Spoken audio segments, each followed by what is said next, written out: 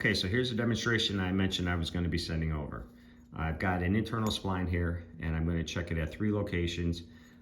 What I zeroed it to, and then 2 other locations.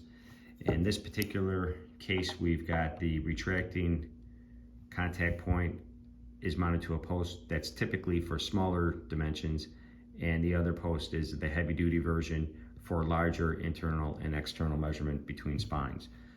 This is what you'll have in your application, so it'll be a heavier setup than what we see here.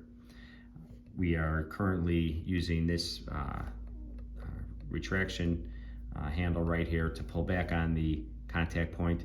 There's a disc on the back side. If we were to spin that in the opposite direction, we would change it to check an external spline, so it would be coming in as we retract it.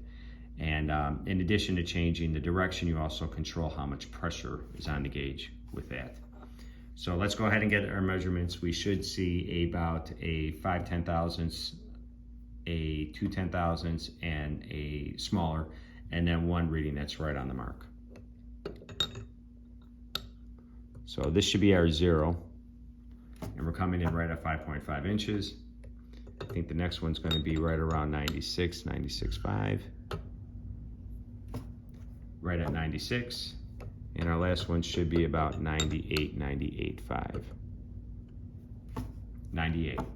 So the gauge does a really good job of repeating. It's very solid.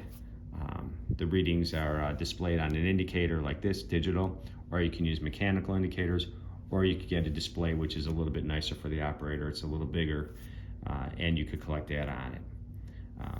If you have any questions, we'll talk later on this afternoon. Let me know, and in the meantime, good luck.